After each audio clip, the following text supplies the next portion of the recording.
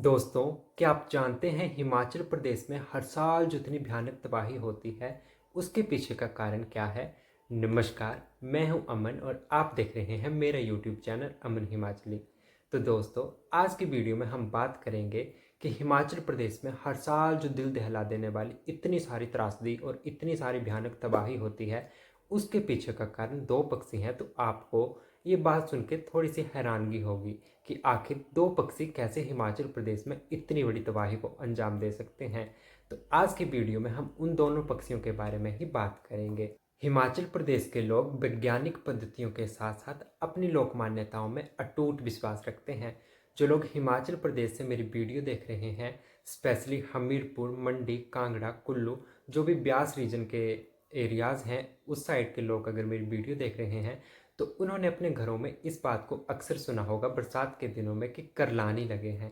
तो आखिर ये करलानी क्या होते हैं और कैसे इन करलानी की वजह से हिमाचल प्रदेश में हर साल इतनी तबाही होती है?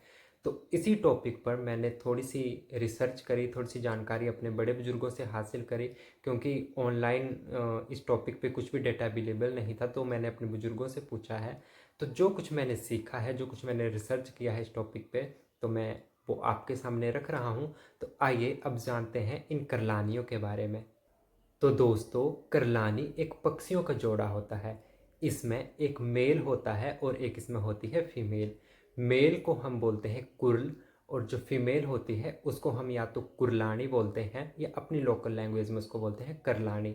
और अगर मैं इनके दोनों के रंग ढंग की बात करूं तो ये देखने में हूबहू बगुलों की तरह लगते हैं। अक्सर कहा जाता है कि इन दोनों को बहुत कम किस्मत वाले लोग देखते हैं। तो ये अनुमान लगाना काफ़ी मुश्किल है कि ये देखने में कैसे होते होंगे, क्या इनकी शेप होती है, कैसा इनका कलर होता है।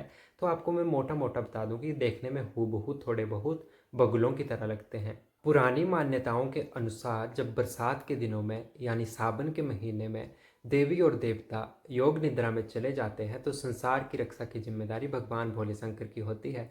तभी तो इन सावन के दिनों में भगवान की कई पवित्र यात्राएं शुरू होती हैं, जिसमें कि पवित्र अमरनाथ की यात्रा, मणिमहेश यात्रा, किन्नर कैलाश यात्रा, कांवड़ यात्रा और न जाने कितनी पवित्र यात्राएं इस सावन के महीनों में शुरू होती हैं।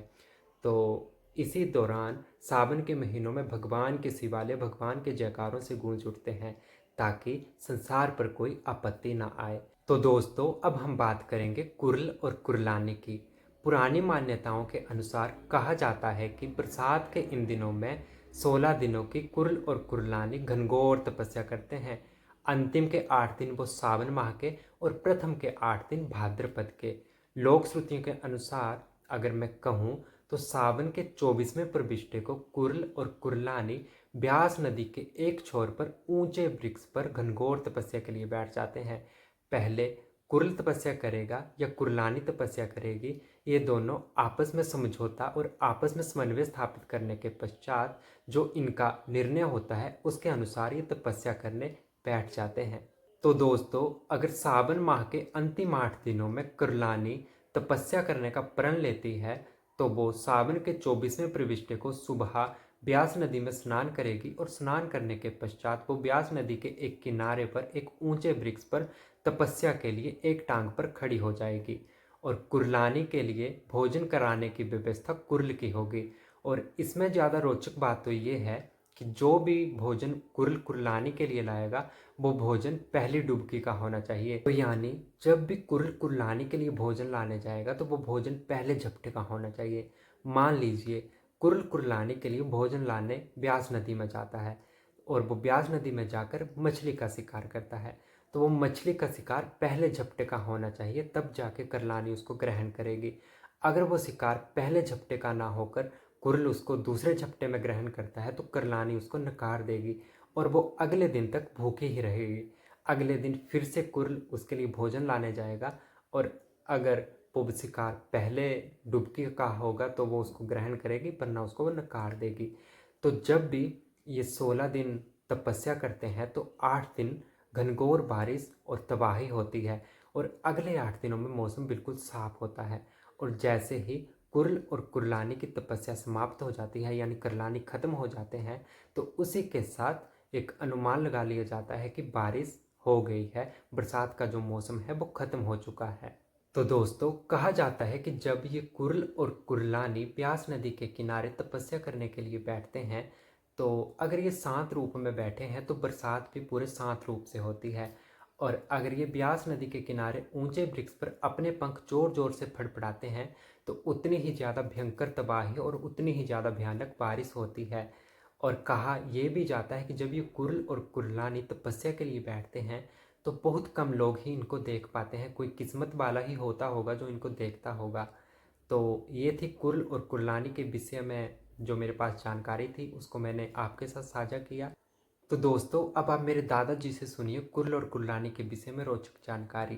कुर्लानी ਹੁੰਦੇ बरखा ਹੁੰਦੀ ਸੀ 8 दिन इस महीने ਦੇ 8 अगले ਦੇ कुर्ल कुर्लानी बहंदे ਉੱਚੇ ਰੁੱਖੇ पर दरिया ਦੇ ਕੰਢੇ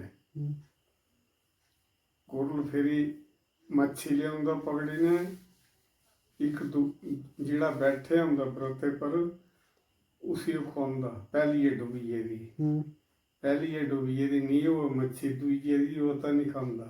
अच्छा भुखे रहना 8 दिन इक्की बहना 8 दिन दूए बहना अगले महीने बरखा होंदियां फिर। हाँ अच्छा ब्यासा दे कंढे बहंदे ने दरिया दे कंढे ते उच्चे रुखे पर बहंदे। अच्छा पुरानियां मान्यता ने हैं पुरानियां मान्यता ने हाँ पुरानी जितनी जे मतलब ये ठुड़को ना पंगा ठुड़कन उतनी बरखा होंदी है। अगर ढोल करने बैठी रहे ना ता नहीं होंदी तबाही होंदी टाटा ढोल नहीं होंदी इतनी।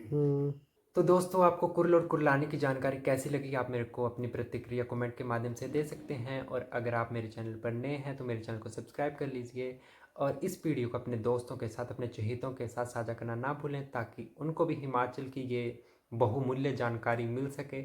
तो इसी के साथ वीडियो को मैं कर रहा हूँ यहीं पर बाइंड अप। मिलूँगा आपके साथ अगली वीडियो में, तब तक के लिए गुड बाय, टेक केयर।